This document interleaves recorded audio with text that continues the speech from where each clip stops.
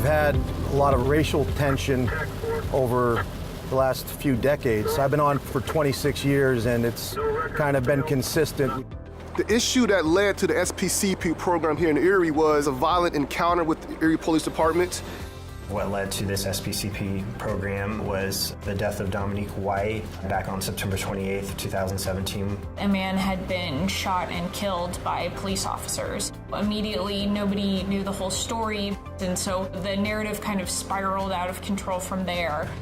Every time we'd have a major incident, it seemed like we were talking from one end, the citizens were talking from another. We were coming to a point where we really believed that we had to try something different, try a different approach.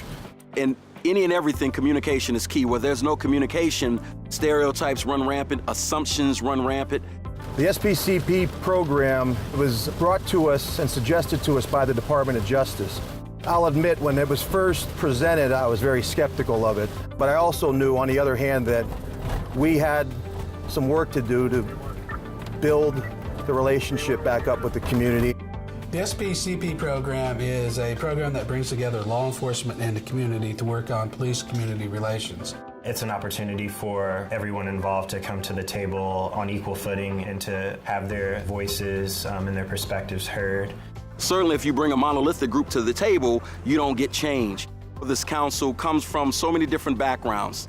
You have clergy represented, social services represented, youth represented, neighborhood organizations represented. The SPCP program coming here to Topeka is a good environment to have our people get their voices heard. Got my youth here. I felt like no one was gonna actually pay attention, but they were actually doing a good job getting everyone involved and just listening to our opinions.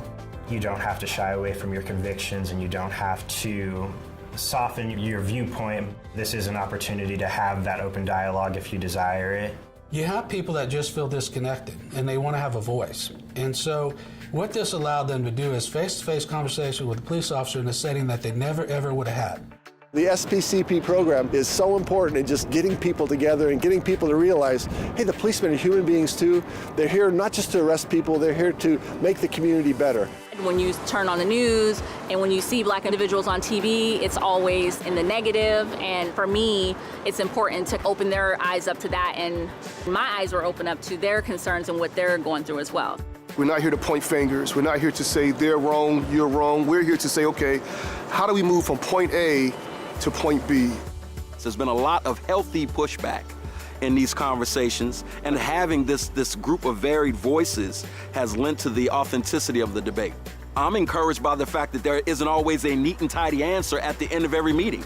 That makes me know that what's going on in this room is real, and that we aren't just here placating each other for the sake of cameras, reports, and everything else. Well, there was no hiding from what was discussed and what was identified. There are some things that are easier to work on than others. Some we don't agree on, some we have to have more discussion on, but there's enough there that we can work together to come up with solutions to some of these issues.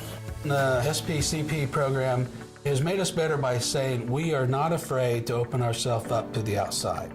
How many other programs are out there where the leadership and plus the police department is wanting to hear from the community what they're doing wrong and what they're doing right? That's accountability, it's transparency, it's also courageous. I believe that this is great and this needs to happen in so many other places.